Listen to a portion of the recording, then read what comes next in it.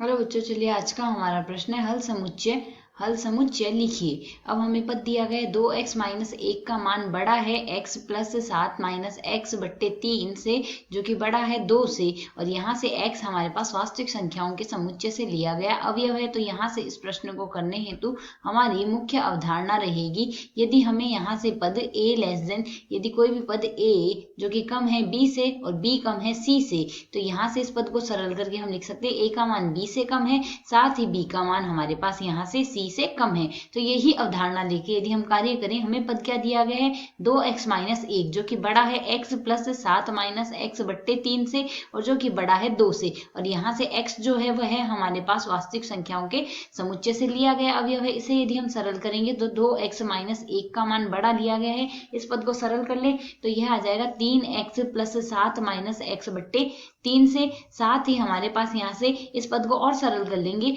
तो 2x plus 7 बट्टे 3 का जो मान है वह हमारे पास 2 से बड़ा आ रहा है। इस पद को यदि हम आगे सरल करें तो हमारे पास मान क्या आ जाएगा, 2x माइनस 1 का जो मान है वह बड़ा आ रहा है हमारे पास 2x प्लस 7 बट्टे 3 से, साथ ही यहाँ से 2x प्लस 7 बट्टे 3 का जो मान आ रहा है वह बड़ा आ रहा है 2 से। अब वज्र गुणा कर लें, इसको यदि वज्र गुणा करेंगे तो 3 गुणा 2x माइनस 1 आ रहा है, वह बड़ा आ रहा है हमारे पास यहाँ से किस पद से यह बड़ा आ रहा है 2x प्लस 7 से, तो 2x प्लस 7 से यह पद हमारे पास बड़ा आ रहा है। साथ ही दूसरा पद है हमारे पास यहाँ से 2x प्लस 7 जो कि बड़ा आ रहा है हमारे पास यहाँ से, बाकी पद का यदि हम वज्र गुणा करेंगे तो 3 दूनी 6, यह मान बड़ा आ रहा है हमारे पास यहाँ से 6 से। तो इस पद को यदि हम आगे सरल करें तो हमारे पास मान क्या आएगा, 6x माइनस 3 का मान बड़ा आ रहा है 2x प्लस 7 से।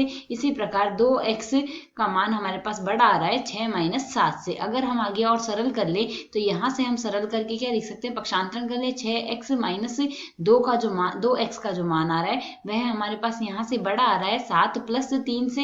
इसी प्रकार यहाँ से 2x का मान बड़ा आ रहा है माइनस के 1 से। इसे यदि हम सरल करेंगे तो 4x का मान हमारे पास 7 और 3 10 से बड़ा आया है, और 2x का मान माइनस 1 से बड़ा आया है। अगर हम आगे सरल करें तो x का मान हमारे पास बड़ा आ रहा है 10 बट्टे 4 से, साथ ही यहाँ से x का मान बड़ा आ रहा है माइनस के 1 बट्टे 2 से, जिसे यदि हम सरल करें x का मान माइनस 1 बट्टे 2 से बड़ा है। साथ ही हमें जो x का मान दिया गया है वह हमारे पास एक वास्तविक संख्या है, वास्तविक संख्याओं के समुच्चय से लिया गया है। तो यहाँ से तो x का मान हमारे पास बड़ा है यहाँ से। अगर यदि हम इसे संख्यात्मक रूप से देखें तो 10 बट्टे 4 को लिख सकते हैं 5 बट्टे 2। साथ ही यहाँ से x का मान देखें तो माइनस के 1 बट्टे 2 से बढ़ा लेंगे, और x हमारे पास एक वास्तविक संख्या का अवयव लेंगे। तो यहाँ से x का मान 5 बट्टे 2 से बड़ा है, और यहाँ से x का मान माइनस का 1 बट्टे 2 से बड़ा है। तो यदि हम यहाँ से देखें दोनों का यदि हम सम्मिश्र रूप लें तो हमारे पास जो x का मान बड़ा आना चाहिए व्यापक रूप से, यहाँ से x का मान माइनस 1 बट्टे 2 से बड़ा होगा, तो दोनों स्थितियां संभव होगी, और x का मान हमारे पास वास्तविक संख्या से होगा। तो यहाँ पर यदि इस पद को और सरल कर ले तो x हमारे पास अवयव लिया जा सकता है माइनस के 1 बट्टे 2 से लेकर अनंत तक का अंतराल में। तो यह आ जाएगा हमारे पास अंतराल रूप। आशा है समझ आया। धन्यवाद।